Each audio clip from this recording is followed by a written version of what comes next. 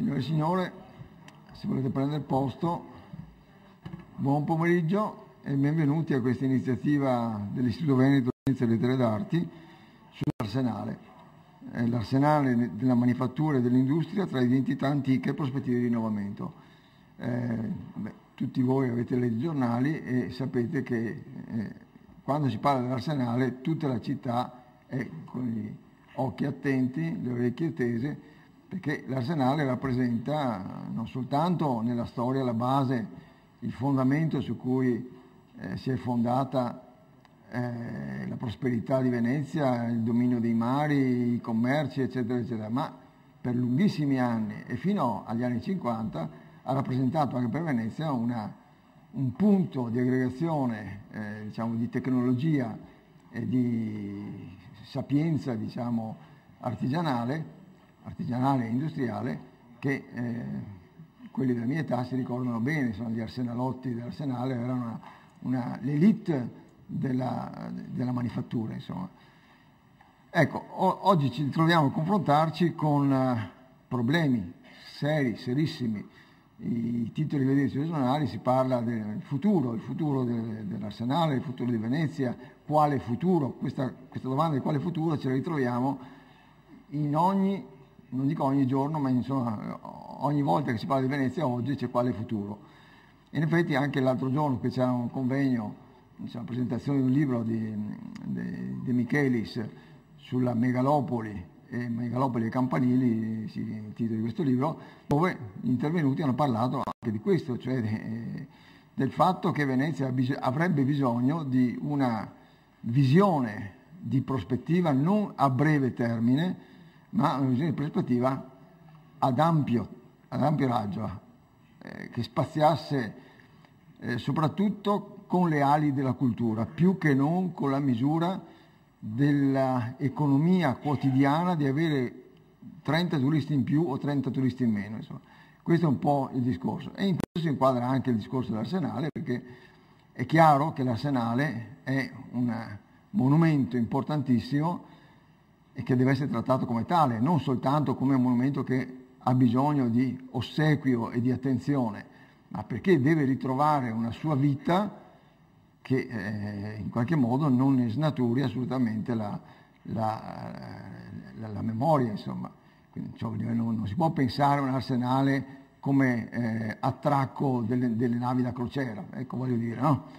Bello grande, eccetera, non può essere un terminal di passeggeri di yacht di lusso, deve essere qualche cosa che abbia un'importanza fondamentale per Venezia, così, ma non dal punto di vista economico, anche del senso, del significato e soprattutto dell'immagine, cosa a cui credo che tutti quanti i veneziani e immagino anche l'amministrazione di Venezia siano attenti. Non dico una parola di più perché non voglio rubare del tempo di chi invece le cose le sa, mentre io sono soltanto un cittadino che le percepisce, e passo la parola al Presidente della sessione, il professor Gullino, ringraziandolo anche per la cura con cui ha riunito intorno al tavolo gli esperti che parleranno appunto molto accuratamente e dettagliatamente del problema.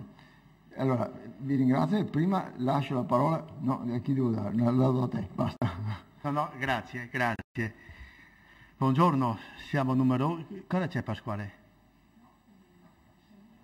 Ah, sì, no, ecco, siccome il calendario non era perfetto. Allora c'è il saluto in sostituzione del sindaco, diciamo così, il dottor mi scusi il nome, che è assessore alle attività produttive del Comune di Venezia. E quindi direi che è la persona più indicata a parlare di queste cose, perché Ubi Maior, attività produttive, artigianato, partecipazioni societarie. Antonio Paruzzolo. Prego. Sì, non so se sono più indicato a parlare dell'arsenale come assessore o come ex arsenalotto, visto che per quelli che non lo sanno ho passato 20 anni della mia vita a lavorare in arsenale, a mangiare in arsenale, qualche volta anche a dormire in arsenale. E credo che l'arsenale mi sia entrato nel DNA, che i miei figli e i miei nipoti probabilmente porteranno questo vizio di origine, e anche loro magari in qualche misura della loro vita si occuperanno dell'arsenale. E quindi la parte formale di questi miei saluti è portarvi i saluti del sindaco, che si dispiace di non essere qui, ma mi ha incaricato di portarvi i suoi saluti, quelli della Giunta, di esprimervi tramite me l'apprezzamento per questa iniziativa che parla delle trasformazioni dell'arsenale. Se mi concedete 2 minuti, ma proprio 2 minuti, perché non voglio farvi perdere tempo, e poi chi mi seguirà avrà, diciamo, molti più elementi scientifici di quanti non ne abbia io per raccontarvi la storia delle trasformazioni, il perché sono avvenute, eccetera, eccetera. Io volevo solo dirvi che parlare di trasformazioni dell'arsenale e non dell'arsenale è esattamente quello che si deve fare. Io in questi 20 anni, dal 1992, ho sentito molto parlare dell'arsenale, ne ho sentito parlare in tanti modi, ne ho sentito parlare in tante forme, da tanti punti di vista. 20 anni fa nessuno si poneva il tema vero di che cosa potesse rappresentare l'arsenale per la città. Se ne discuteva in maniera anche approfondita certe volte, ma mai, a mio avviso, valutando pienamente quello che l'arsenale era stato per secoli nello sviluppo della città, e soprattutto senza mai porsi il problema di che cosa si sarebbe dovuto fare affinché l'arsenale tornasse ad essere un elemento produttivo di questa città. 20 anni fa l'arsenale era hic sunt leones, appariva ancora nelle carte della città come una memoria storica lontana, c'erano alcuni libri che parlavano del grande passato dell'arsenale, ma la situazione dell'arsenale 20 anni fa era di un pezzo di terra 140 ettari, quindi un pezzo consistente per una città piccola e conclusa come Venezia, abbandonata da Dio e dagli uomini, a parte, come sempre, e ogni volta che parlo di queste cose lo ricordo, la parte ancora affidata alla Marina, che a modo suo, ma sicuramente in maniera, come posso dire, di tutela del luogo, si faceva carico della sua vita, della sua manutenzione e quant'altro. Il resto dell'arsenale, cioè tutta la parte nord e parte anche della parte sud, era stata ormai abbandonata. C'era una residua attività di cantieristica che non aveva, diciamo, i presupposti economici per stare in piedi, che infatti nel 92 è fallita una prima volta, poi è fallita un'altra volta nel 95 e poi è fallita un'altra volta nel 97. Quindi insomma 20 anni fa il tema arsenale era posto dopo le grandi discussioni successive all'Expo, e qui vi ricordo che nel progetto Expo l'arsenale era uno dei magneti, poi di quel progetto nulla si fece e di conseguenza l'arsenale venne sostanzialmente dimenticato. Gli ultimi 20 anni sono stati molto utili per l'arsenale, anche se il dibattito che abbiamo tutti condotto da diverse posizioni sull'arsenale negli ultimi 20 anni, che ha avuto grandi meriti perché ha fatto capire meglio che cosa si potesse fare di questo immenso, in questa grande parte della città di Venezia, ha avuto anche, a mio modestissimo avviso, il non merito di avvilupparsi un po' fra destinazioni d'uso dalle più semplici alle più complesse, fra pianificazione amministrativa e invece industriale, che a volte non erano completamente in sintonia, e quindi noi ci troviamo 20 anni dopo a discutere ancora di arsenale, con toni accesi certe volte sui principi di chi dovrebbe gestire l'arsenale come bene comune, oppure di chi dovrebbe sezionarne parti ai fini di progetti più o meno importanti, più o meno grandi, più o meno nobili, ma insomma usarlo, diciamo, come un insediamento solo produttivo, a volte entrando più nel dettaglio. Per questo io credo che interrogarsi sulle trasformazioni che l'Arsenale ha avuto nel corso dei secoli, perché è un manufatto di cui si è festeggiato nel 2004, si sono celebrati nel 2004 i 9 secoli, cioè non 9 anni o 90 anni, 900 anni, quindi un luogo che ha segnato profondamente quello che è successo a Venezia e come queste cose sono successe. Interrogarsi sulle trasformazioni dell'Arsenale significa, per esempio, secondo me, aprire una finestra su un fatto. L'Arsenale si è sempre evoluto, è iniziato nel 1104, dicono i testi, o più o meno da quelle parti, e per 900, anzi per 850 anni si è sempre evoluto, ha sempre cambiato il suo essere e quello che si faceva dentro, e si è sempre evoluto in funzione di che cosa? Tutte le evoluzioni anche molto diverse che ci sono state, in funzione del suo utilizzo produttivo per la città. Questa era la chiave di volta, la stella polare, la cometa, che indicava la strada per cui per 850 anni l'Arsenale è cambiato.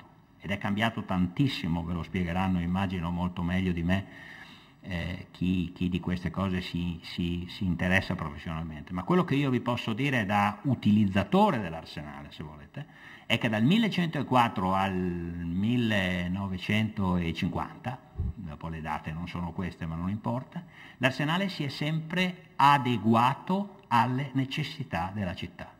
Era un fattore, è stato per secoli un fattore produttivo della città che ha saputo cambiare pelle, cambiare addirittura faccia a volte, per continuare a progredire e a far progredire la città. Poi il processo si è fermato.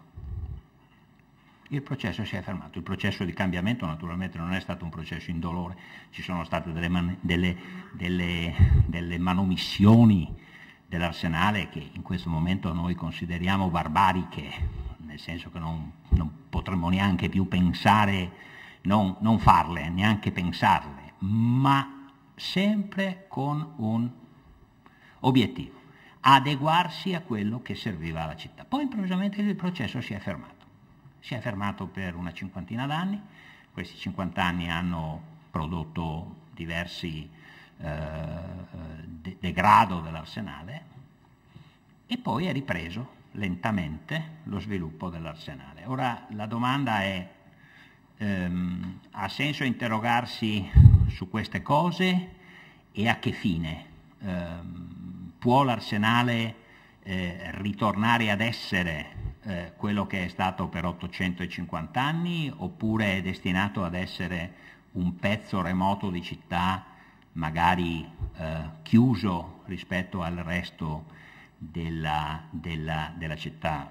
Concludo ricordando che quando noi nel 1992-93 abbiamo cominciato a pensare le prime cose sull'Arsenale, a fare i primi progetti, il nostro slogan di Arsenalotti dimenticati lì in fondo era abbattere il muro dell'Arsenale, metafisicamente naturalmente e metaforicamente naturalmente.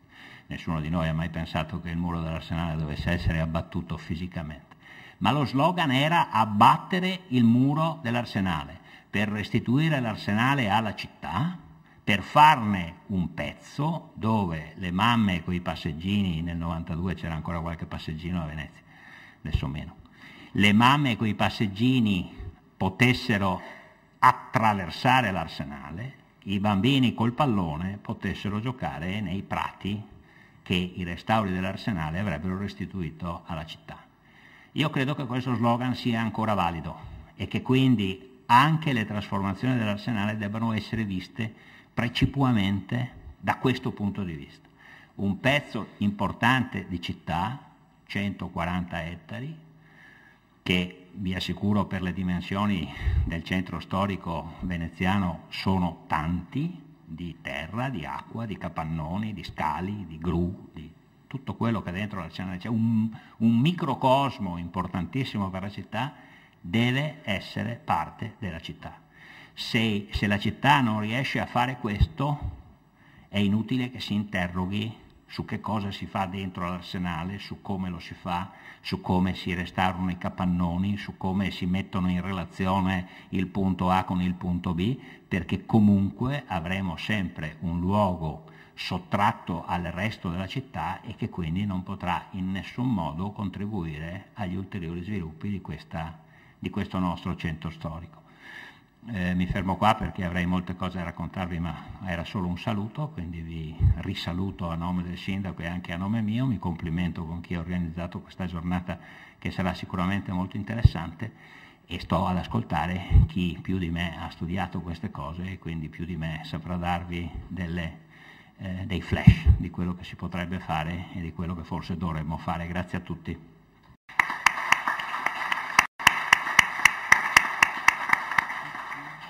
Grazie Assessore. Detto questo, siamo tanti stasera, a testimonianza dell'interesse che in questi giorni, direi, la città sta avendo per questa sua parte che è l'Arsenale, il quale è conteso tra Stato e Comune.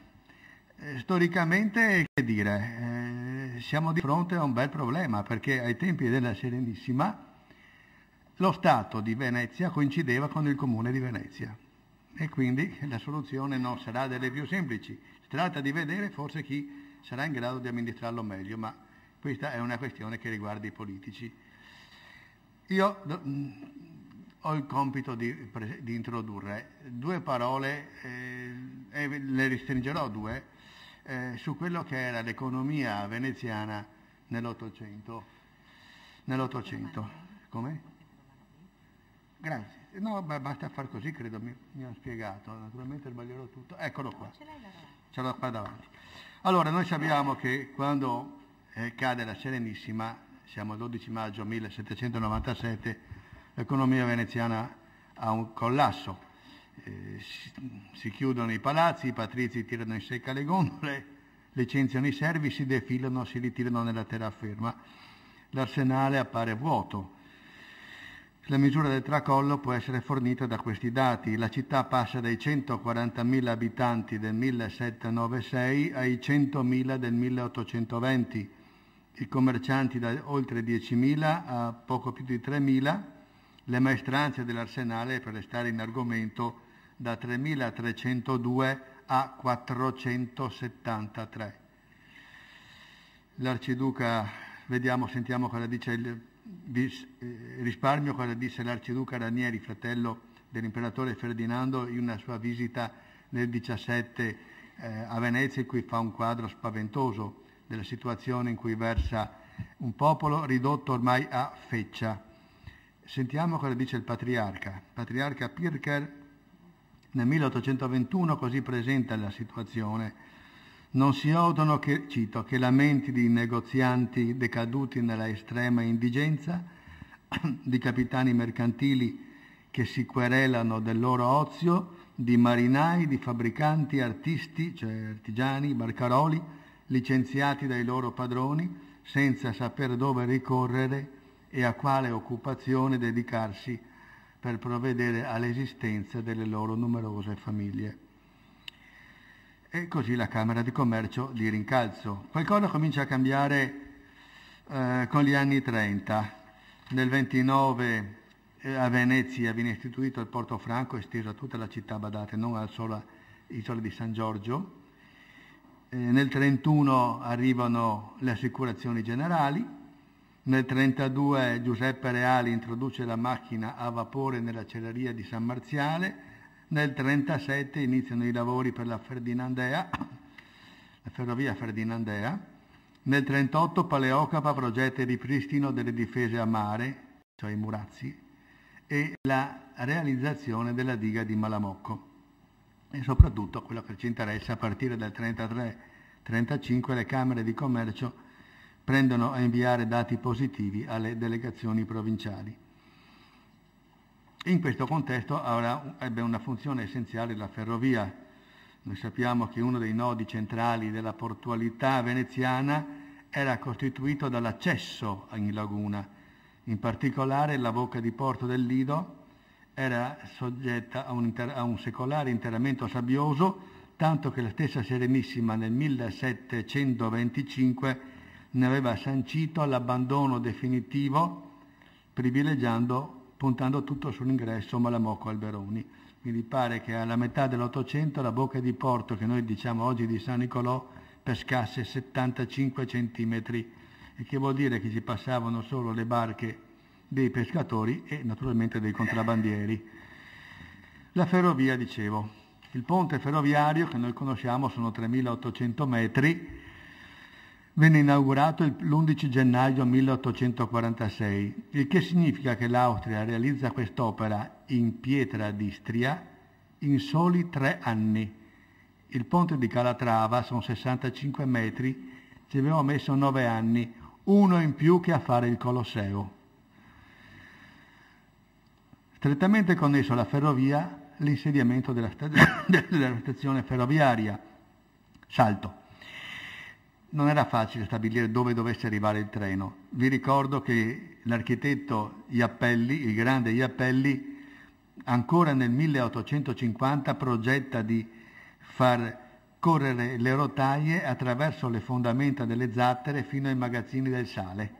E ancora nel 1868 il piano Lavezzari Romano-Saccardo prevede di sfruttare il bordo meridionale della Giudecca e far arrivare la ferrovia a San Giorgio, perché San Giorgio era il porto franco. Bene il 48.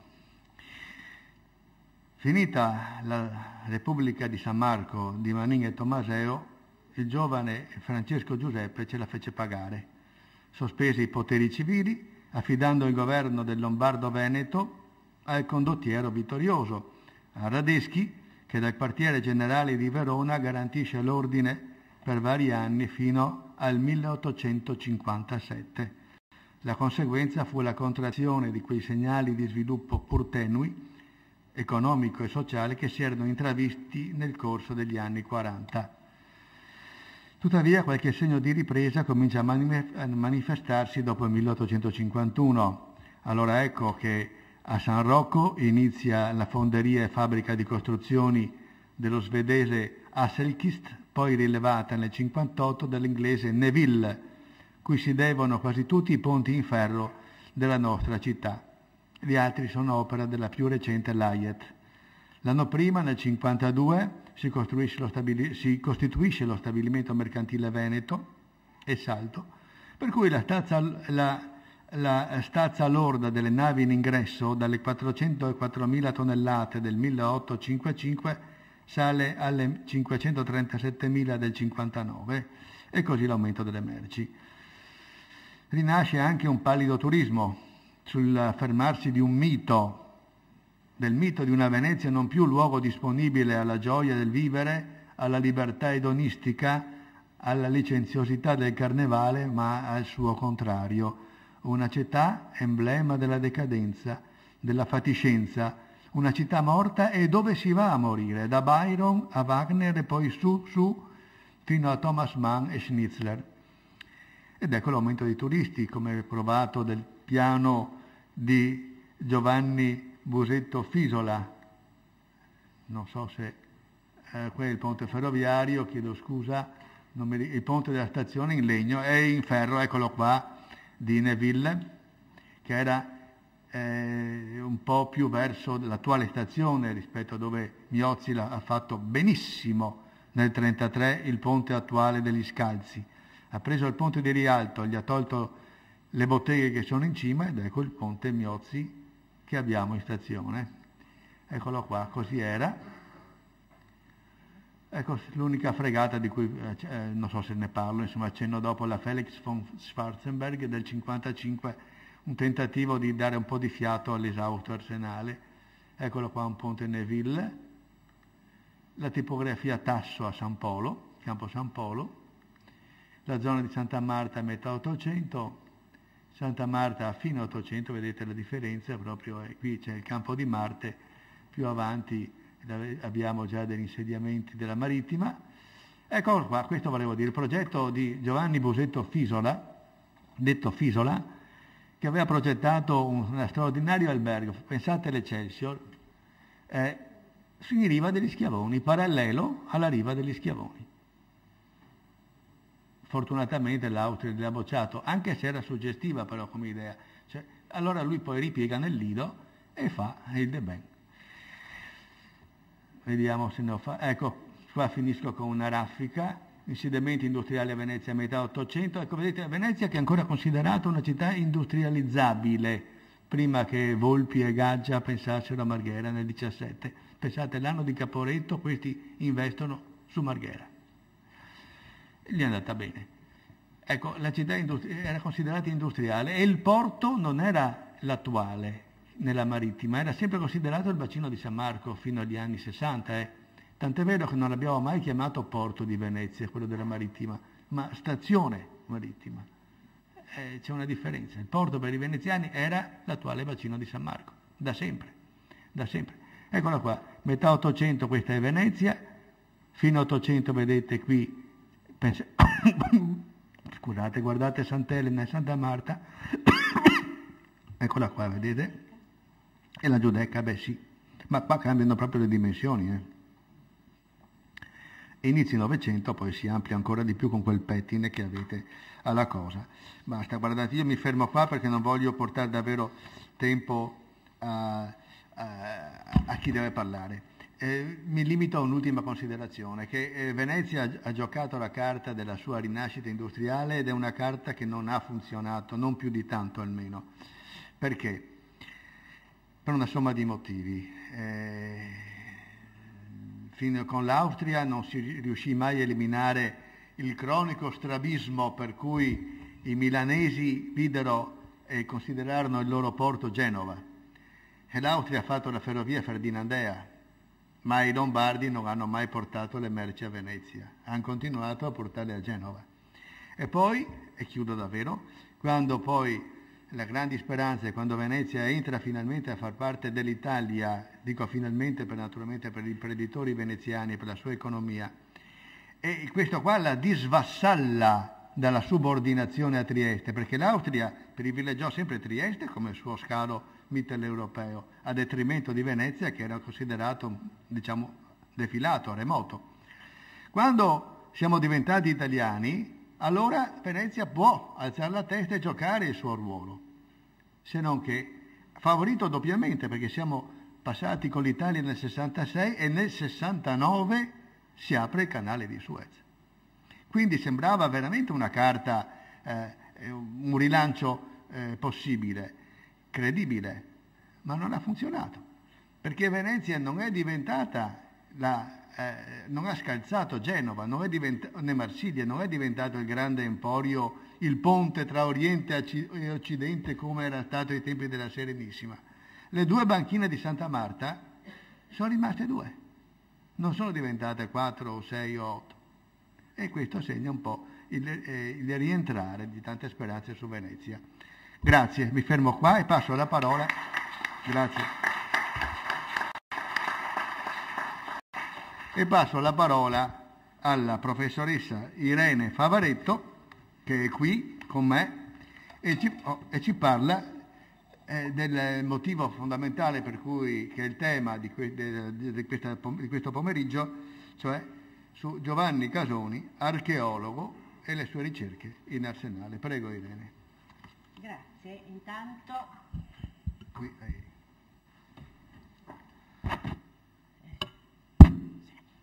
Intanto, prima di tutto vorrei ringraziare gli organizzatori di questo pomeriggio, e in particolare l'Istituto Veneto Scienze e Lettere d'Arti, al quale mi pregio di appartenere, il professor Ventrice che mi ha arruolato, e in questo momento mi sento molto di ringraziare l'amico Giuseppe Gullino perché mi ha fatto quell'introduzione di cui avevo proprio bisogno, perché Giovanni Casoni vive proprio quel periodo che ci è stato illustrato. Dobbiamo calarlo in questo ambiente e come tale io vorrei descrivervelo, una figura interessante, poco nota, che ha avuto però per l'Arsenale e non solo una grandissima importanza per le ricerche storiche in Venezia, per tutto ciò che lui stesso ha avviato, e vedete che io ho anche un po' cambiato il titolo, ho messo le virgolette nella parola archeologo perché non sono tanto sicura di poterlo chiamare archeologo, e ho aggiunto le sue ricerche in arsenale e non solo, perché credo di parlare molto più del non solo che dell'arsenale. Dunque, nel 1983 Giorgio Bellavitis nel suo studio sull'arsenale scriveva, e cito: «La figura dell'ingegner Casoni meriterebbe uno studio approfondito». Aveva ragione. Abbiamo visto anche nella recentissima riedizione della Guida per l'Arsenale di Venezia a cura di Pasquale Ventrice quale debito di riconoscenza Venezia abbia nei confronti dell'opera di Giovanni Casoni a favore dell'Arsenale. Non deve essere stato facile vivere a Venezia negli ultimi anni del Settecento, eccolo qua, e nella prima metà del secolo successivo. Il continuo avvicendamento tra francesi e austro-ungarici, con le conseguenti ripercussioni sul piano economico e sociale, gli aneliti di libertà soppressi crudelmente nel sangue, le speranze di una unione all'Italia represse con violenza, tutto congiurava per deprimere una città al limite del collasso, come così bene ha descritto Giuseppe Gullino. Venezia era diventato un oggetto che le due potenze si scambiavano senza riguardo, talvolta concedendo privilegi e operando a torto o a ragione interventi nel tessuto urbanistico e sociale della città, tal'altra reprimendo la popolazione senza pudore. Eppure il desiderio di sopravvivenza divenne negli anni sempre più forte e Venezia, pur con le sue ferite aperte, cercò di mantenersi a galla, godendo anche di un'attività culturale non mediocre.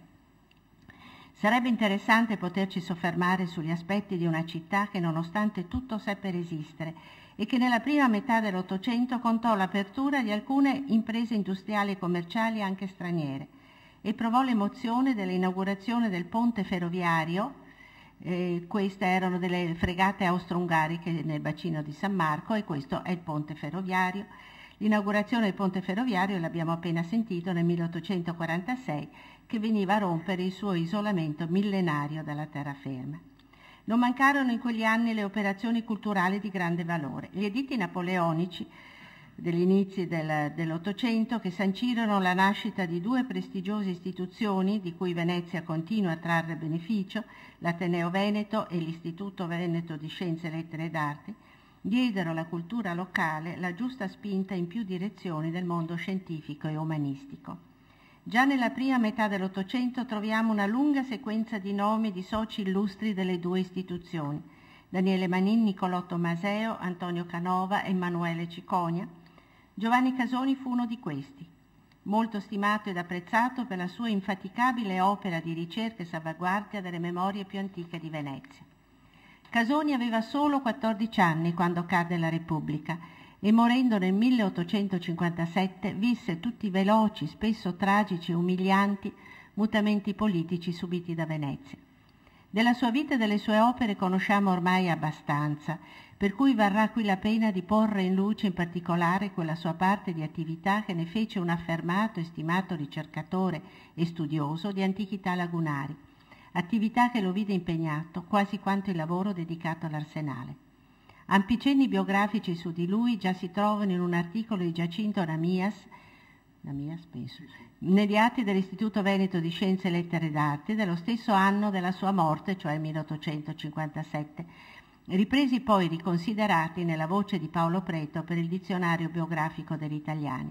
Non molti anni or sono vi sono state su di lui due tesi di laurea, la prima di Raffaella Pasqual, discussa con me all'Università di Padova nell'anno accademico 91-92, la seconda, accessibile in parte anche in internet, di Annalisa Lizza, discussa a Foscari nell'anno accademico 1997-98 con Luigi Fozzati e Maurizia De Min.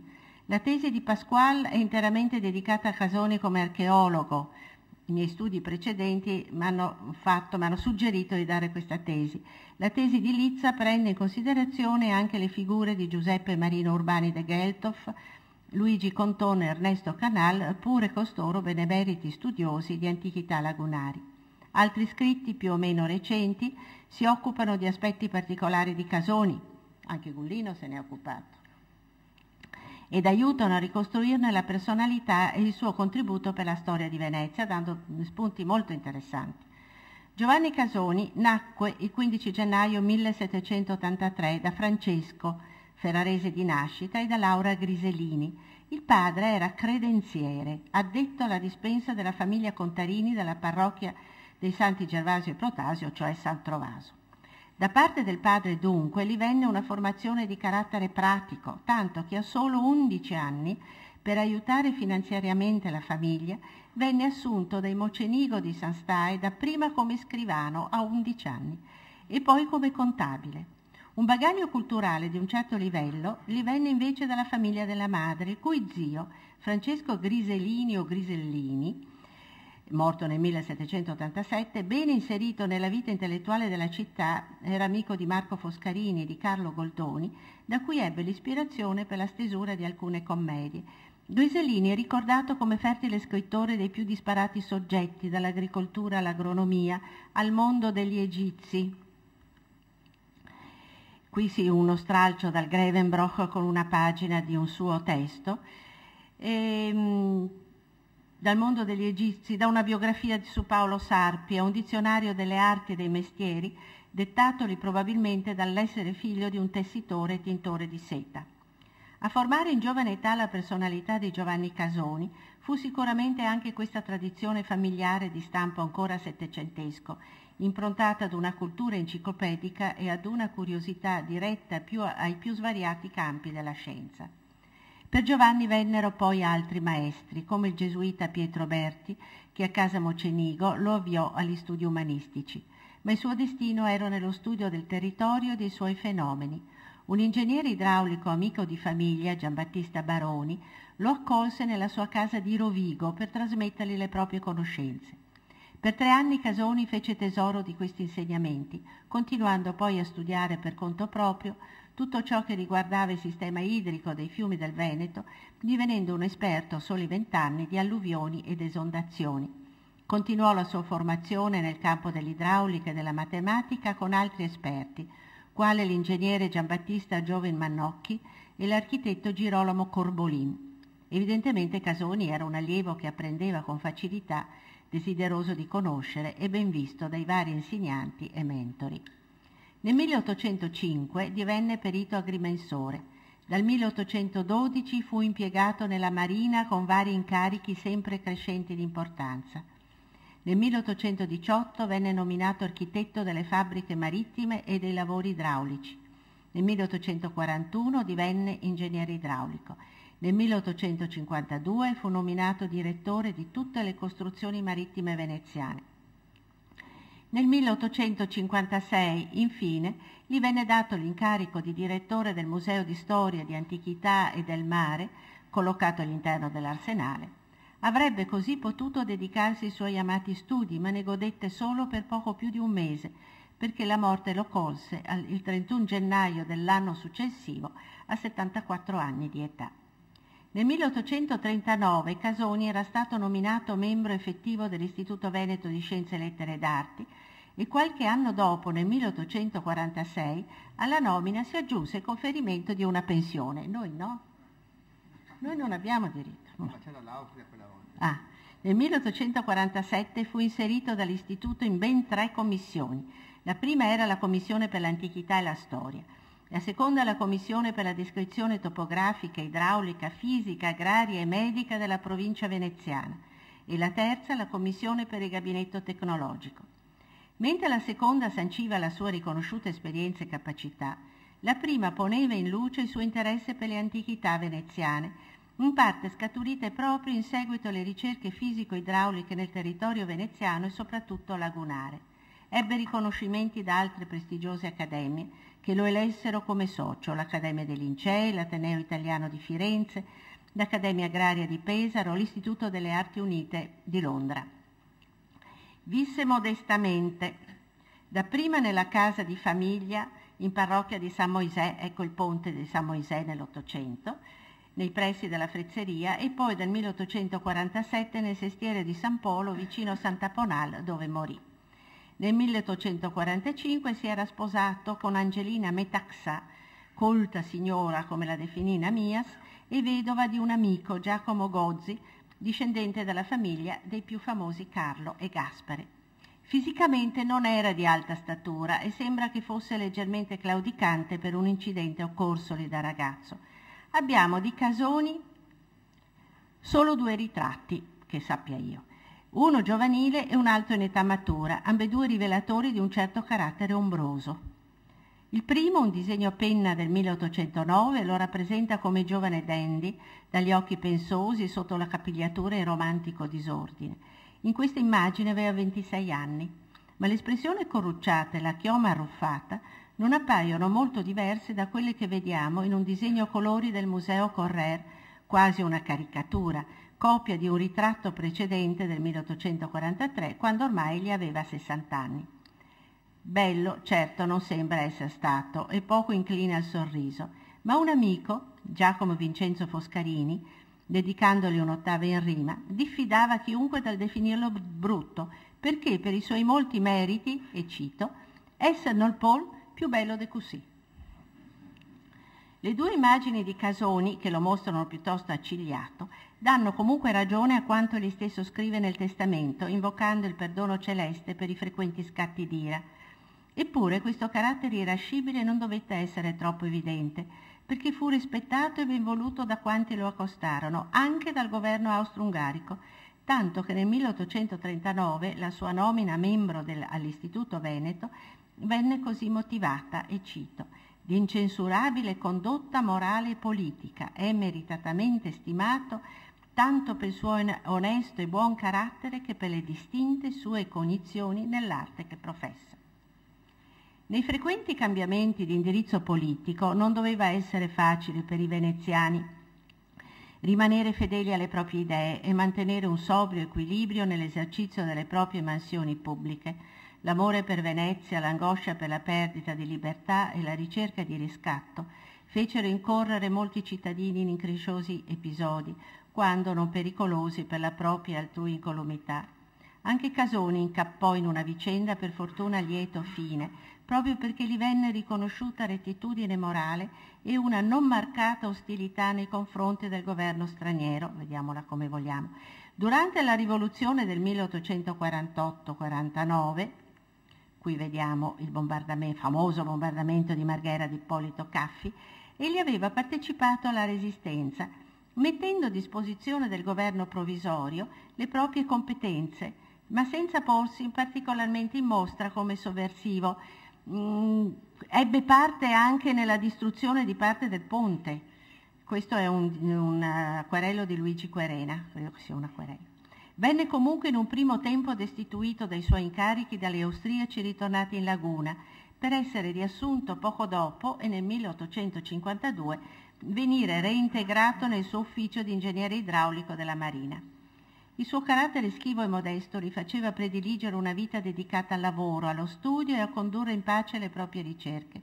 Scorrendo l'elenco dei suoi scritti riportati da Namias, sorprende il vasto campo dei suoi interessi, dalla peste in Venezia descritta con toni particolarmente drammatici, alla costruzione dei navigli poliremi, alla congiura di Baiamonte Tiepolo, ai teatri veneziani e naturalmente a vari saggi su opere marittime e militari. Ovviamente, come archeologa classica, a me interessa Casoni nella sua veste di ricercatore e studioso di antichità. Una passione che in lui ebbe origine ancora al tempo dei suoi soggiorni in gioventù a Rovigo, presso l'ingegnere idraulico Giambattista Baroni. Erano gli inizi dell'Ottocento e ad Adria vi era un grande entusiasmo per i fortunati ritrovamenti di ceramica dipinta, ritenuta allora di produzione etrusca. Non molti anni dopo gli studiosi sancirono definitivamente l'origine greca, attica, dei vasi a figure nere e a figure rosse che caratterizzavano la città di Adria come uno dei più ricchi empori commerciali dell'Adriatico, dove tra VI e IV secolo a.C. giunsero da Atene splendidi prodotti fittili. Nei manoscritti di Casoni si trovano alcuni disegni di frammenti di ceramica dipinta che egli aveva visto ad Adria nel ricco museo di Francesco Girolamo Bocchi e dei quali segnala anche le circostanze di ritrovamento, molto interessante ma non ho il tempo per descriverle. Sono osservazioni attente e pertinenti che dimostrano la nascita di un interesse che non fu mai per lui semplicemente un hobby, ma al quale dedicò la stessa considerazione che aveva per l'ingegneria idraulica e le costruzioni marittime. Divenne naturale dunque per Casoni interessarsi, da grande amante quali era per la storia di Venezia, delle testimonianze antiche che affioravano in città e in laguna. In questo non era solo. Vi erano a Venezia altri personaggi che condividevano lo stesso suo interesse per le iscrizioni greche e latine, creando dei sodalizi intellettuali dove ciascuno metteva al servizio dell'altro le proprie conoscenze. Un amico fidato tra questi personaggi, colti amanti del mondo antico, fu Giovanni Davide Weber, che morirà 10 anni prima di Casoni, nel 1847, molto malato. Il Weber era nipote di Amadeus Zweyer, console tedesco a Venezia e amico di Canova, e faceva parte di quella nutrita colonia di mercanti industriali tedeschi che risiedevano in città. Aveva una fabbrica di cremor di tartaro alla Giudecca, ma coltivava soprattutto la sua passione per l'archeologia e il mondo classico. Ebbe una buona collezione di sculture greche e romane, in gran parte passate al Museo archeologico di Venezia, e fu delegato del catasto per le isole della laguna e come tale condusse delle ricerche presso Torcello. È noto per aver posseduto l'unica testa femminile rimasta dei frontoni del Partenone, sopravvissuta allo sciagurato scoppio del Tempio del 1687 e portata a Venezia dal segretario di Francesco Morosini, tal Felice Gallo. La testa venne poi venduta al conte della Borde, il quale a sua volta la cedette al Museo del Louvre ed è là. Nella sua casa in San Canciano il Weber riceveva rinomati studiosi e archeologi tedeschi, tra cui Friedrich Thiersch, ai quali mostrava con orgoglio certi disegni del Partenone da lui posseduti. Giovanni Casoni ebbe in Weber un amico entusiasta e di grande dottrina, con il quale discuteva di ritrovamenti di antichità in città e in laguna, insieme ad un altro altrettanto dotto personaggio, Emanuele Cicogna, cioè Emanuele con 2 M, che diligentemente riportava nei suoi diari le lapidi romane che i due gli segnalavano. Questo è un ritratto giovanile di Emanuele Cicogna. Vi è un nutrito epistolario tra Weber, Casoni e Cicogna, in cui i 3 amici si scambiano disegni di lapidi, appunti, trascrizioni e letture che denota il vivo interesse per questo aspetto di Venezia, allora in gran parte ignorato. È interessante notare come, nonostante il clima non favorevole per le attività culturali, vi fosse questo gruppo di studiosi locali che si occupavano dello studio del mondo antico, coinvolgendo molti appassionati in accesi dibattiti e discussioni. Giovanni Casoni favorì il recupero di molte iscrizioni latine che si trovavano murate nei palazzi in rovina della città. Molte di esse provenivano da Altino ed erano state inserite nelle fondazioni degli edifici, come Palazzo Grimani, ma questo è stato scoperto molto dopo, per sottolineare l'antichità di lignaggio del casato, che si voleva far risalire a qualche nobile famiglia della Roma repubblicana o imperiale, sopravvissuta alle ondate barbariche e fuggita in laguna. La fortuna ha voluto che Casoni lasciasse tutti i suoi numerosissimi manoscritti all'amico Emanuele Cicogna, che a sua volta li lasciò al Comune di Venezia, e sono tutte alla biblioteca del Museo Correo. Le carte di Casoni, in gran parte inedite, rivelano episodi di grande interesse, e farò una specie di carrellata, come la scoperta di un miliario dell'imperatore Vespasiano, eccolo, presso una caserma a San Pietro di Castello. La stella latina di Volusio, sulla sinistra, recuperata presso San Barnaba, Calelunga, vicino al ponte che va alla Vogaria, quella di Ennia Veneria, sulla destra, rinvenuta nel basamento del campanile di San Pietro di Castello, l'ara dedicata al sole, sulla sinistra, da un Baienus Proculus, dall'altare del Battistero di San Marco, l'altare funerario di Gaius Titurnius Gratus dall'isola di Sant'Angelo della Polvere, la vediamo sulla destra, con tutta la descrizione, le indicazioni, le misure, tutti i disegni di Casoni. La lapide con Delfino di Quinto Epidio a Pella, rinvenuto nella corte di Casa Rubelli alla Pietà. Quella greca purtroppo perduta, di Straton, trovata alla Giudecca, così come le poche lettere latine rimaste sul retro del sarcofago di San Marco, diventavano motivo di speculazioni dotte testimoniate da scambi di lettere e disegni. Alcune di queste lapidi sembrano essere andate disperse, ma la maggior parte fortunatamente è conservata al Museo Nazionale Archeologico di Venezia e al lapidario del Seminario Patriarcale.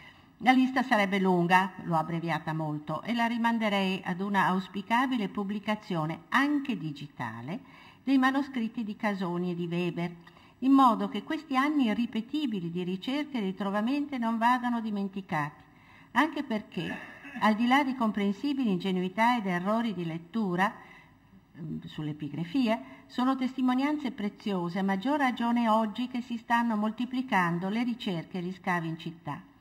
Casoni partecipò a dibattiti che riguardavano iscrizioni greche provenienti dal vicino Levante proprio in quegli anni. In particolare la lunga epigrafe di Dionisodoro di Alessandria, portata da Rodi a Venezia nel 1833, e l'ara di Posidonio, giunta ad Adelo l'anno precedente, accesero discussioni, eccola, che durarono alcuni anni, coinvolgendo non solo gli studiosi locali, ma richiamando l'interesse di quelli tedeschi di rinomata fama, tra i quali Gerhard, allora segretario dell'Istituto Germanico di Corrispondenza Archeologica a Roma. Le carte dell'epoca riportano le diverse ipotesi di lettura, le attente analisi del monumento, le differenti traduzioni del testo, denotando spesso scarsa dimestichezza con l'epigrafia greca e un interesse centrato di più sull'aspetto antiquario dell'iscrizione che sul valore storico ancora non ben focalizzato. Anche Casoni fu solleticato dal rompicapo costituito dalle sigle che si trovano sul grande leone attico alla sinistra del portale monumentale dell'Arsenale. Si sapeva del suo arrivo da Atene, o meglio dal Pireo, a rientro della spedizione di Francesco Morosini del 1687, e si avvertiva che quei caratteri non erano altrettanto antichi del leone. Le interpretazioni erano diverse, ma Casoni, riportandole nella sua guida, di cui vediamo una pagina, propendeva per quella che poi si rivelò la più vicina alla realtà, cioè l'origine runica o vichinga, nordica, comunque delle scritte, dovute a mercenari nordici al soldo dell'imperatore bizantino nell'XI secolo.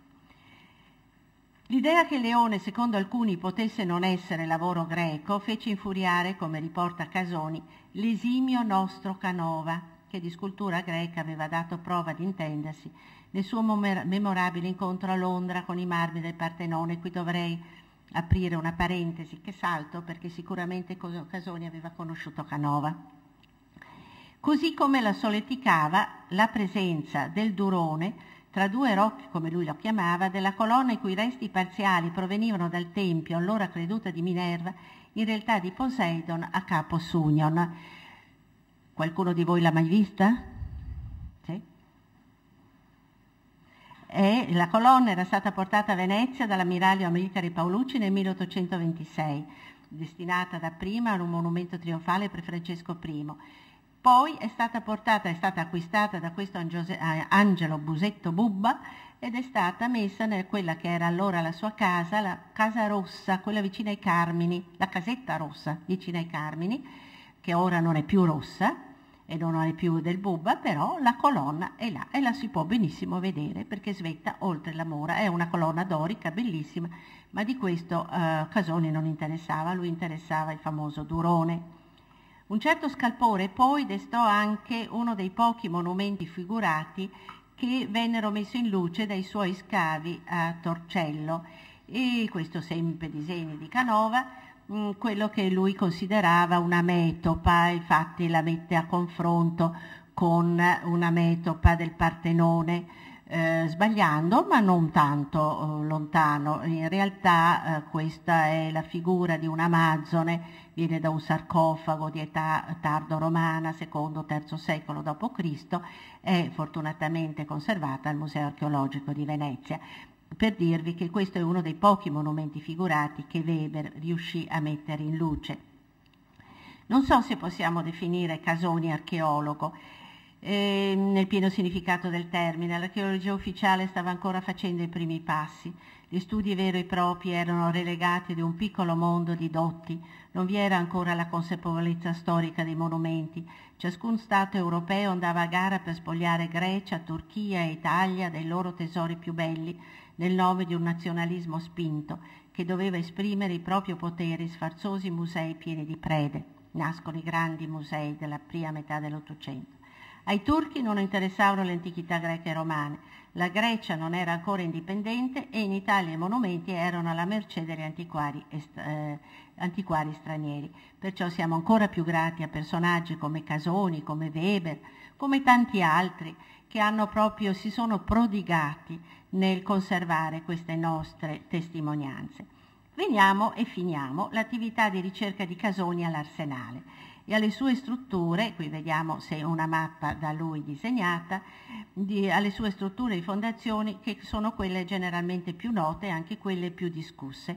Gli scavi da lui condotti tra 22 e 24, 1822 e 1824, valsero a mettere in luce accanto all'Isola delle Vergini, poi nei pressi delle fonderie, i resti di imponenti fondazioni che voi vedete, che egli descrive come argini antichi, formati da massicciate e poi da strati di pali orizzontali, appoggiati a strati di sassi coprenti una serie di pali in legno verticali, quelli che egli chiamò le paledelle. Lui dapprima pensava che potessero essere romane, poi tornò su altre posizioni e si autoconvinse che potessero essere dell'XI secolo. Del resto egli era sempre molto prudente, di se stesso diceva, vale per tutti, il mio progetto è quello di ascoltare tutto, vedere assai, tacere sempre e quando venga richiesto parlare ultimo e poco, quello che dovrei fare io. È un bel esempio di misure di umiltà. Ecco, questa sua posizione non le risparmiò le critiche degli studiosi successivi. Fu Giuseppe Marzemin nei primi decenni del Novecento a confutare la posizione prudente di Casoni. Marzemin era convinto che queste fondazioni fossero romane. Al contrario, Giovanni Brusin, terribile personaggio che io ho conosciuto, anche egli membro dell'Istituto Veneto, protagonista dell'archeologia veneta per gran parte dei decenni centrali Novecento, rifiutò decisamente, ma lui rifiutava tutte le ipotesi degli altri, e con una serie di argomentazioni ne distrusse le teorie, non vedendovi assolutamente alcuna opera romana. Per farvela breve, sono state proposte altalenanti. L'ingegner Miozzi aveva una posizione più critica e scientifica. Vladimiro Dorigo fece una revisione totale di tutte le carte di Casoni e distinse la parte romana, che lui considerava romana, delle paledelle più basse, mentre il resto per lui era molto simile alle parti medievali, simili a quelle ritrovate a Torcello. La discussione continua, come dimostra il saggio di Pasquale Ventrice nella riedizione della Guida per l'Arsenale di Venezia, in attesa di nuovi rinvenimenti che confermino o meno quanto lasciato scritto da Casoni e Canaletto. Ma è proprio la fiducia che in questo secolo e mezzo dalla sua morte tutti gli studiosi hanno posto nella sua opera, mai confutando quanto da lui descritto e disegnato, ma solo discutendo nelle ipotesi di lettura e di datazione, che rendono preziosa la figura di Giovanni Casoni, sollecitando ancora una volta ad approfondire e a riconsiderare nel suo insieme tutta la sua indefessa, appassionata attività a favore di Venezia e del suo arsenale. Grazie.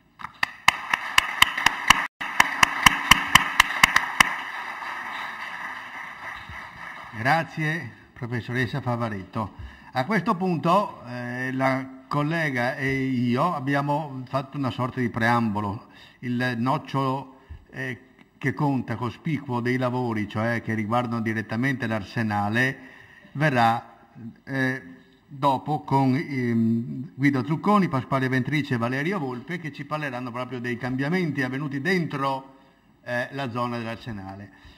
Adesso però noi interrompiamo i lavori. Nella sala là c'è un caffè per coloro che ne hanno piacere naturalmente, quindi io direi facciamo così, riprendiamo alle 4:30 in punto, e qua in punto significa che io alle 4:30 voglio qua Zucconi, Ventrice e Volpe. Lui è già qua, voglio vedere Zucconi e Ventrice e iniziamo subito. Grazie.